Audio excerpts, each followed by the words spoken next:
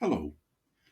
In these difficult times, I thought I would tell you my little tale of visiting Russia not long after Perestroika in the early 90s.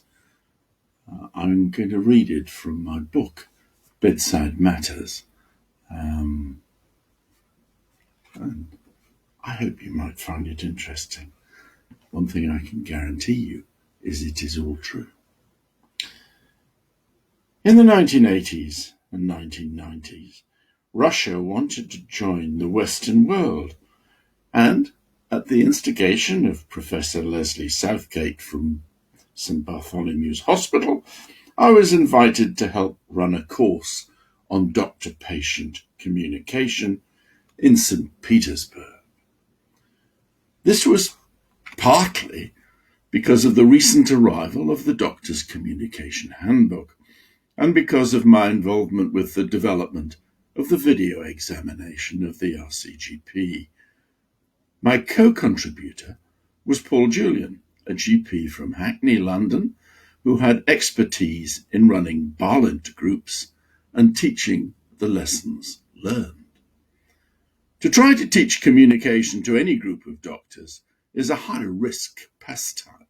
To try to teach a group of Russian postgraduates who speak no English requires an optimism bordering on insanity, or perhaps an arrogance of epic proportions.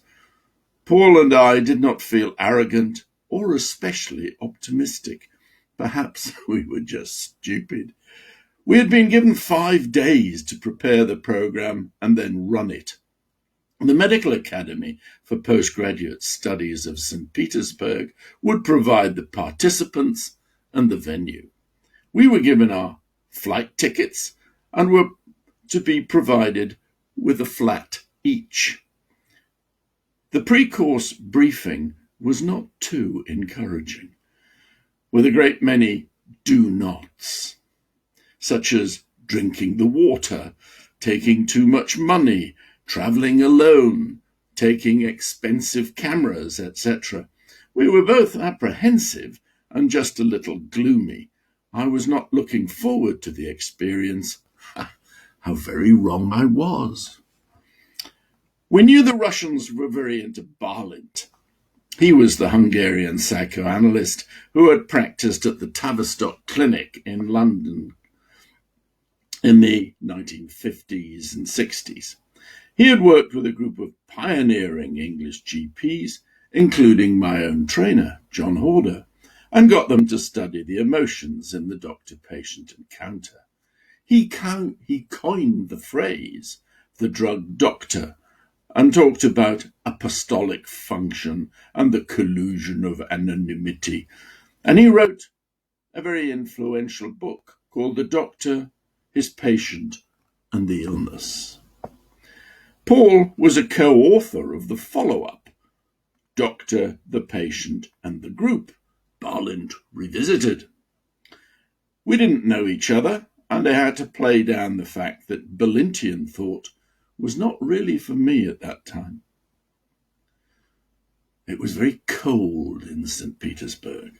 We were greeted by Professor Yuri Gorbachev and his daughter Ludmila, who was to act as organizer of all things that needed it.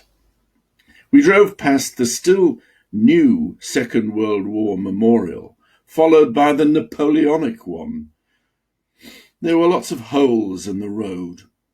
We stopped at the gold-domed cathedral. Yuri gestured to tenements nearby. Raskolnikov lived here. There was a little boy fishing through the frozen Neva River on the way into town. We passed the statue of Great Peter, and Yuri laughs. You two, Peter and Paul, ha! Disciples, I think, but who of? Ludmila tells us her first communication joke. I told my husband I am worried. I went to the doctor today and he says I need blood pressure pills for the rest of my life. "Oh, that's no big deal," says he. "Why be worried? Oh, he only gave me 4 tablets." We arrived at the Medical Institute deep in the back end of St Petersburg. It was not a pretty place. The restaurant was Lebanese, but utilitarian and gloomy. "No foreigner would eat Russian food," Yuri said, looking sad and shaking his head. "We have been divided by 5 in the last 5 years. What is to happen?" We feel a tinge of anxiety. We are in a very strange place, with a sketched-out plan for a course that would not cover the proverbial fag packet. Would anyone turn up? What do they expect? The food, we had been warned, was pretty dreadful, but we went out and bought some good wine and told stories. Paul got a telephone directory to contact his Russian aunt. It was a very slim volume and covered all of the city. 16 doctors turned up for the course, about 50-50 male-female ratio, mostly in their 30s. Paul did the introduction, and we divided them into trios. Here they could share their experience and hopes for the course in their own language. There was lots of chatter, laughter, and enthusiasm.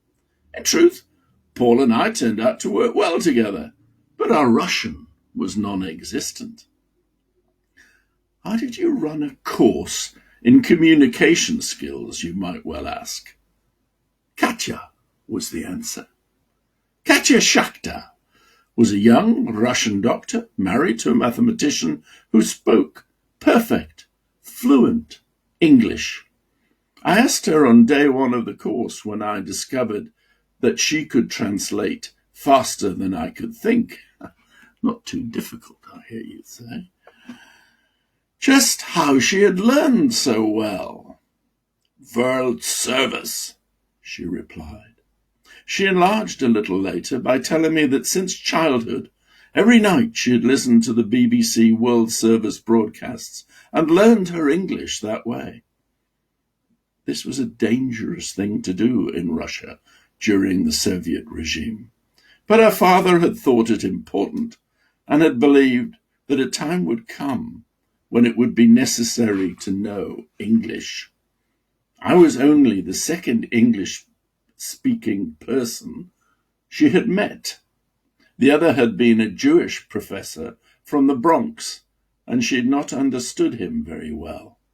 She loved Paul and me because we spoke like her radio. On the 3rd day of the course, I was staring out of the window, looking at the desolation that was suburban St. Petersburg. It was grey. Huge blocks of identical flats stretched as far as the eye could see. A defunct tram blocked one of the central tracks. The pavements were covered in broken paving slabs, and the gap between the flats and the roads was mainly rubble with the odd weed.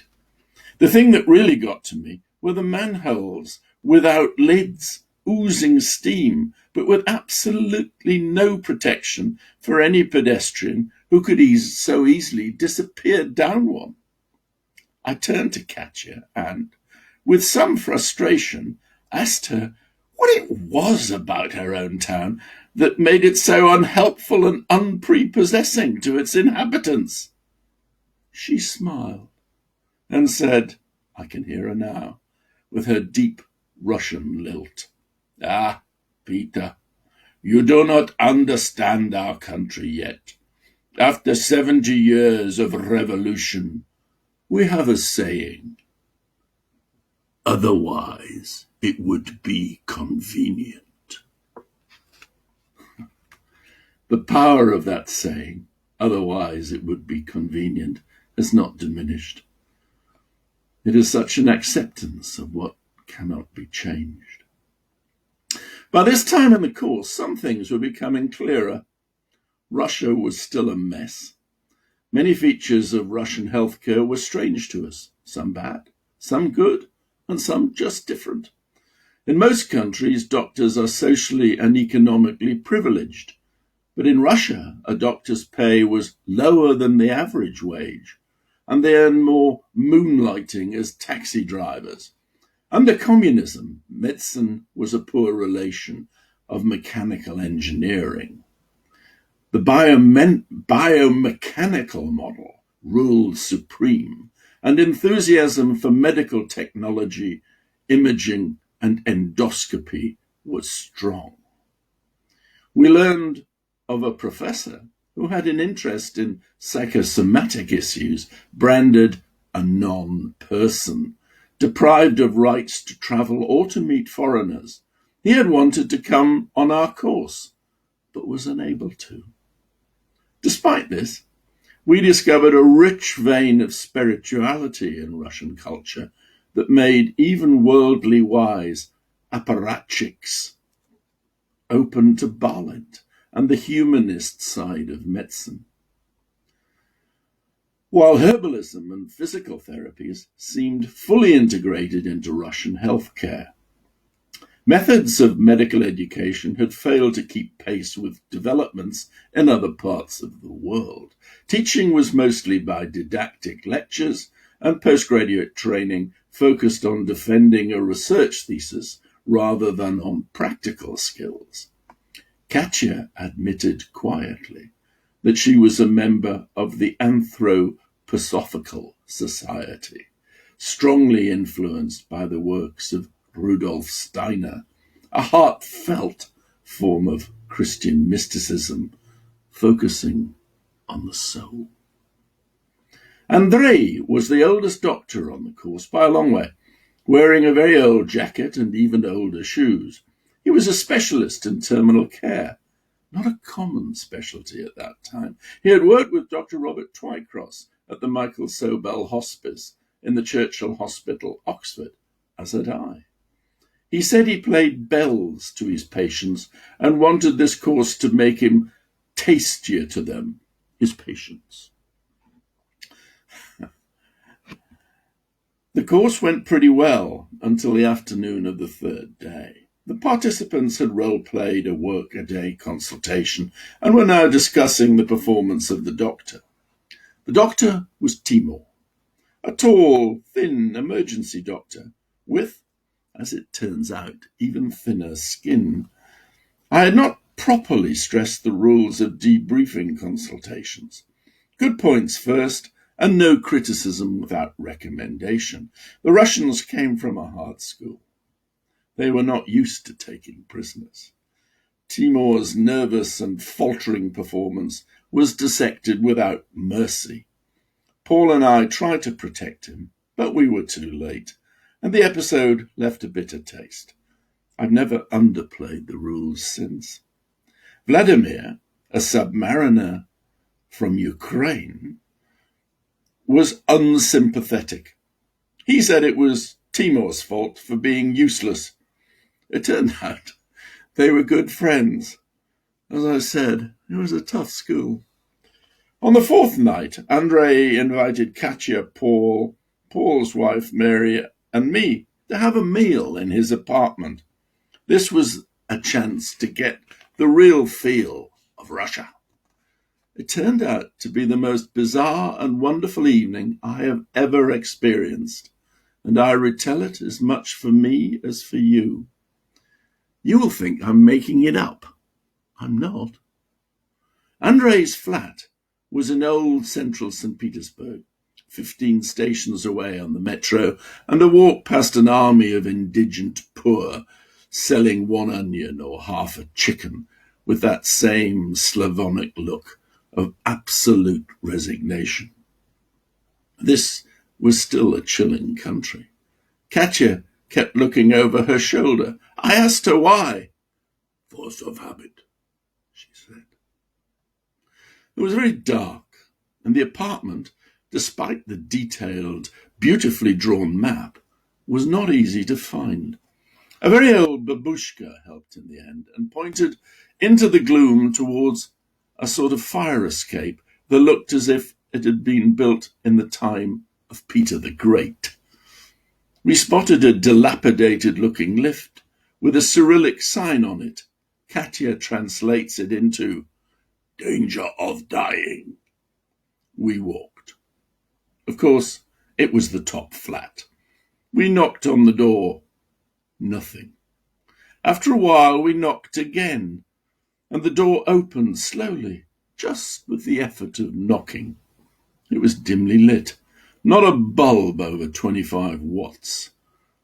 There was a hall full of metal dancing figures, thin, Lowry-like, and every square inch of wall was covered with an artifact, a picture, a mask, a sword, a gun, a hat, and— Wait a minute, was that a shrunken head? Suddenly, our view of this mysterious interior was obscured by a man in a shiny black cape, wearing a top hat and sporting a superb matte waxed moustache. He swept off his hat and theatrically gestured to come in. There was a gale of laughter, not quite normal laughter, which went on and on. We recognized it. It was a penny in the slot, laughing policeman. Then it was real laughter, Andrei's laughter, the caped crusader. His tiny and beautiful wife, Natasha, stood rather apologetically waiting to greet us. An early clockwork musical box played the magic flute. "Oh, my husband, you must forgive him. He is a good man, but not right in the head, you understand." We laughed, and Andrei laughed loudest. There was a mannequin standing in the warm, dark, shadowed main room, with a black dress and a white shawl. "The Lady of Death," laughed Andrei. Two living ladies in 200-year-old dresses are seated in front of a very old Chinese screens. A thin man, dressed like an aristocrat, was hovering over them, and a modern-dressed man was taking pictures. Andrei told me he was a psychotherapist. He pointed to a portrait of Napoleon. "It is very early, before he became emperor." There was a hole in it, a bullet hole. I can believe that. Andrei's mother was a sculptress with a religious bent, and Andrei had her beautiful cast of Christ's suffering face. There were 3 rare old icons on a passage room wall. I was whisked into a bedroom and given a waistcoat, a topcoat, and a tri-cornered hat. I realized I was in a time machine. Paul emerged, dressed as a successful pirate. It suited him. Andrei could not stop showing us his treasures, and treasures they were. There were 200 handbells, all with slightly different note. He played some Bach on them. Then he showed us his old mirror, Venetian and 16th century. It certainly looked old and battered. "It was magic," said Andrei, with a conjurer's wink. On the wall were 2 portraits of ladies, one black, Lady Death, glowering. "Look in the mirror," said Andrei. "She will smile." Death will smile? In the Venetian mirror, she did. A soft, kindly, sad smile. In a modern mirror, nothing, just death. The other portrait lady, serene without Venetian mirror, scowls malevolently in it. Rummaging under the bed, Andrei pulled out a huge leather-bound book, which he opened with obvious reverence. Inside were the most beautiful pen and ink drawings of fairies, ballerinas, elves, dashing mounted soldiers, and lips, pages of lips. The style was Aubrey Beardsley, but almost more accomplished and deeper. It's very hard to explain, but the images resonated. I've never been quite sure of Jung, but he would have understood. Jung believed that we all have innate, universal, pre-conscious psychic dispositions that form the substrate from which the basic themes of human life emerge. These archetypes are components of the collective unconscious and serve to organize, direct, and inform human thought and behavior. Jung thought that archetypes hold control of the human life cycle. In this little flat in newly freed Russia, it was the first and only time I understood what he was getting at.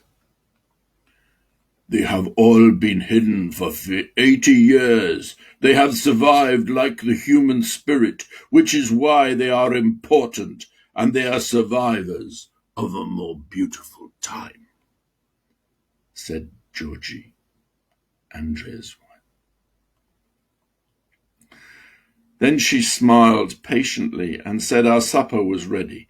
Throughout the excellent and simple meal of stew, dumplings, and beetroot, served with blood-red Russian wine, Andrei never stopped talking, relating the terrible things the Russian people had suffered in general, and St Petersburg in particular.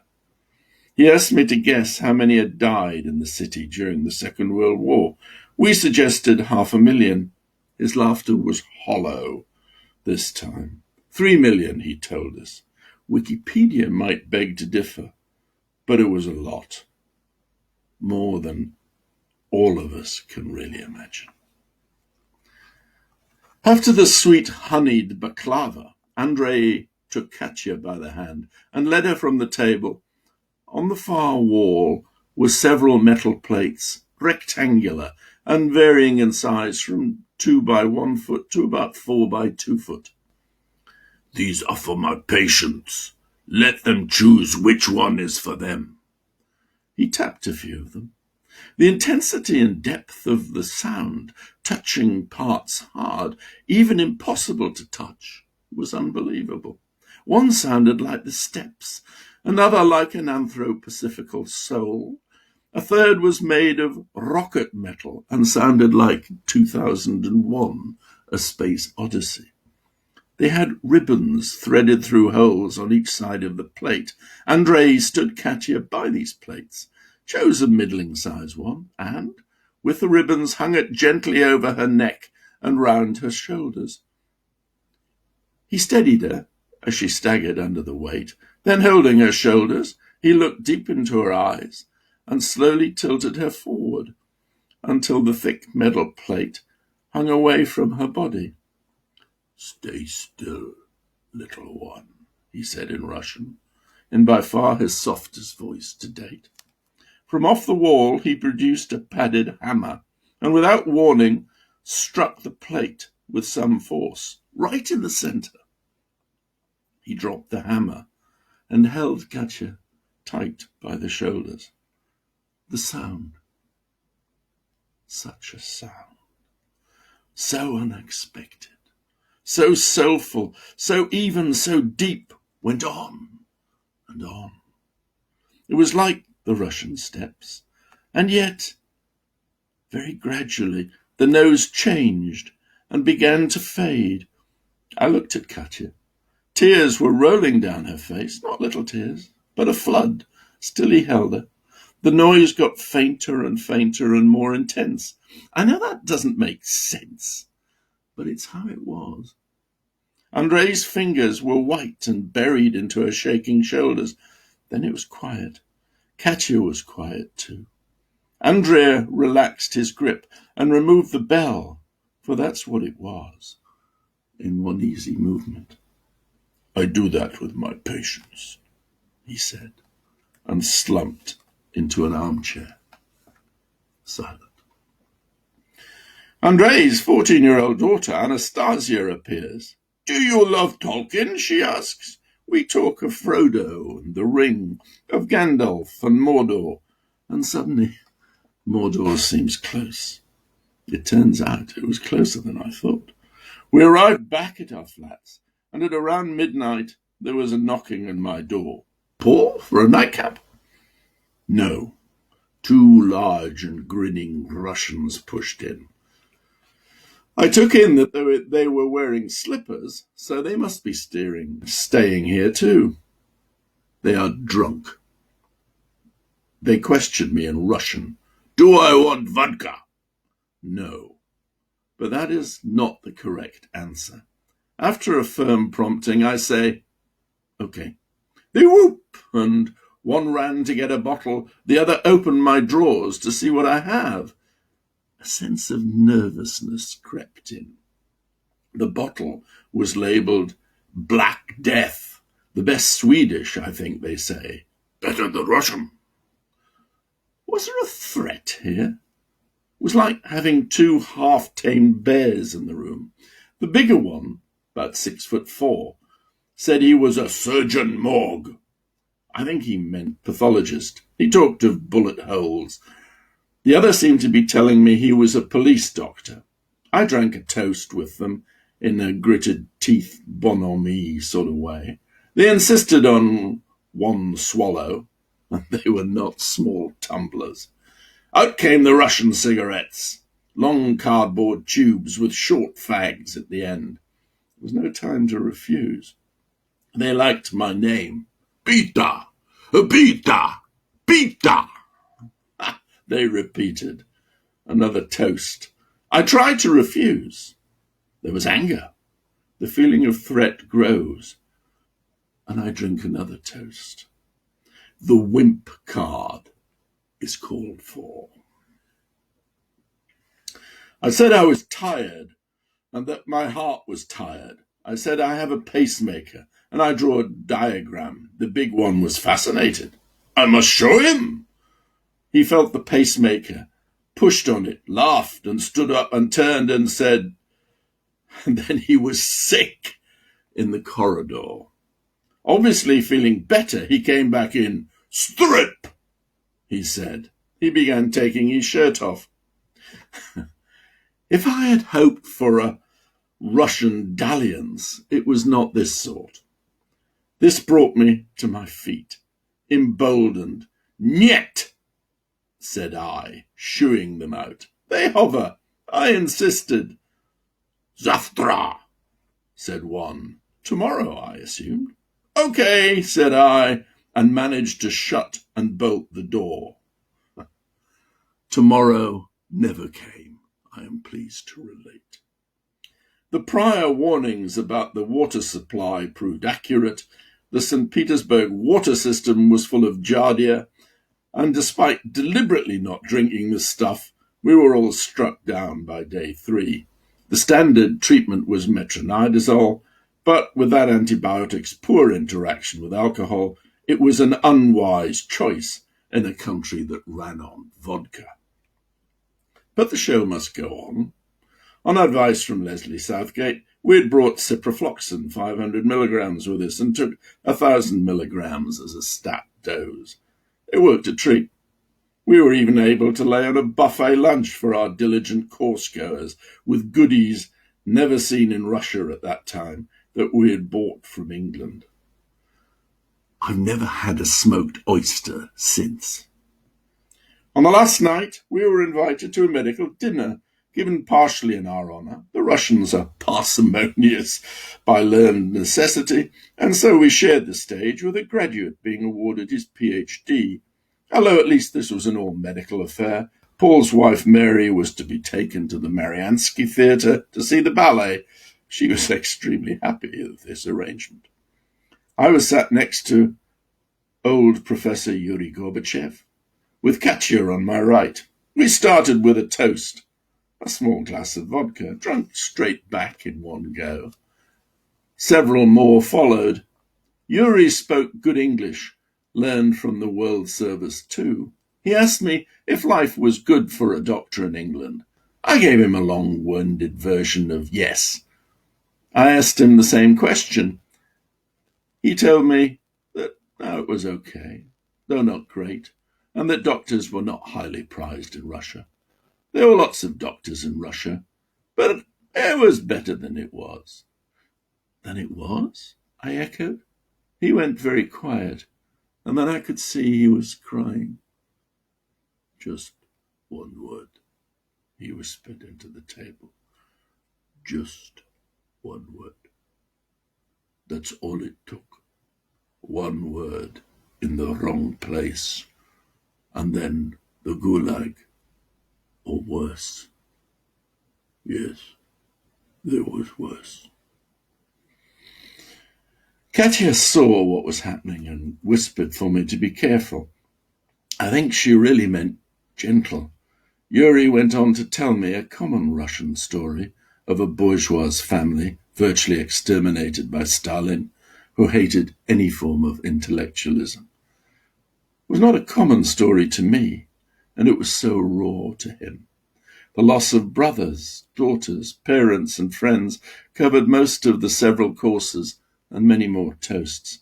The scale of the horror made it almost impossible to grasp, but the look on the old man's face made it real. The Russians do misery very well, but they're also a humorous people, much more so than the Americans, in my experience. And they had a sense of the wicked. Katya had confided that they actually missed the Communist Party and its stupid rules now. Now they were gone, there was nothing to laugh at. There was a knife tapping on the glass again, and the host stood up. He was the Dean of Medicine, a big man with a round, squashy face and deep, black, twinkling eyes below bushy white eyebrows. He looked like the villainous, twinkling Russian in the early Michael Caine films. He had a voice like melted black chocolate. Katya whispered the translation into my ear. He looked at us directly, thanked us for our services, and then said it was a little Russian custom for the guest of honor to tell a joke for the company. He chuckled and fixed me with a Gorgon stare. Katya nudged me with her elbow. I was on. This was unexpected, unprepared, and deeply unnerving. The brain was rummaging through hundreds of half-remembered jokes. In the fraction of a moment it took me to stand and grin inanely at the assembled company. The old ones are the best. The evolution joke came to me. I'll tell it to you, but you have to imagine it being instantly translated into Russian. Two little dinosaurs are happily eating ferns on the side of a lake. Suddenly a crashing noise comes behind them. The lake ripples ominously to the tread of huge footfalls. They look behind them. Horror of horrors! It is a Tyrannosaurus! The first little dinosaur immediately starts running, but the second calls after him. There's no point! You can't run the Tyrannosaur! The little fella shouts back. No, but I can outrun you. Paul came up with a better one, which sadly I can't remember, but they all laughed and Katya patted us both on the back. After another toast, the dean rose again. A bloodstream overloaded with vodka meant that Katya's services were much less necessary. The brain was sort of instinctively processing the language. He looked directly at us again, and in his wonderful voice spoke in Russo-English. Now, I will tell you a little story. To appreciate this to the full, I will read it out in my best Russian accent.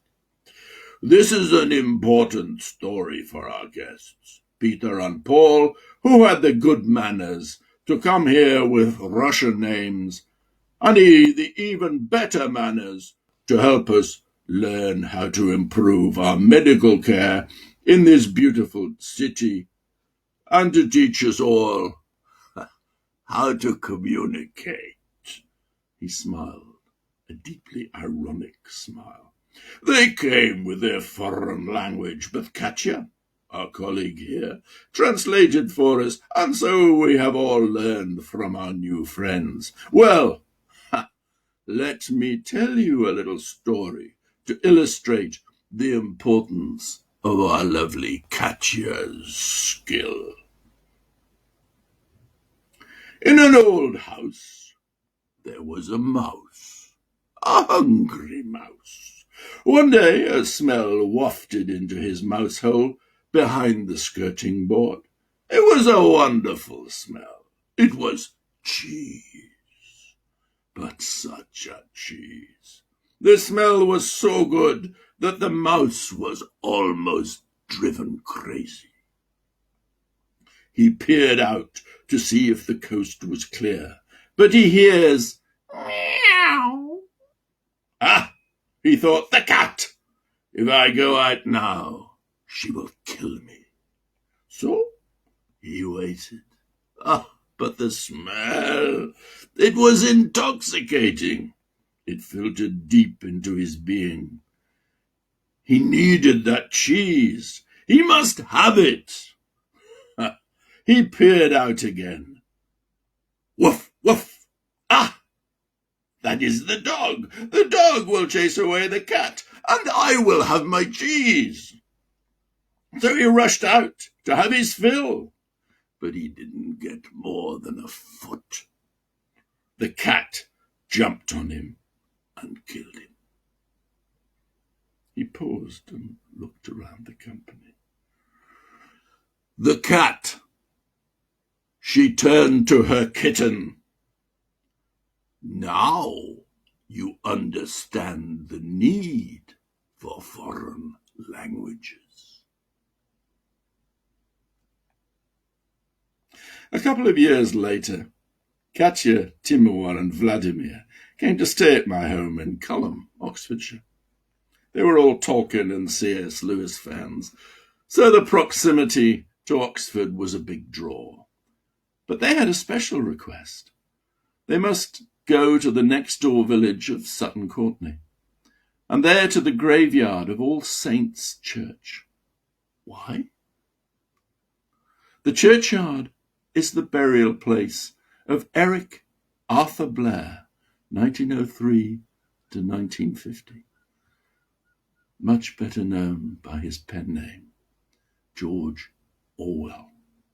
As a child, he fished in a local reach of the Thames.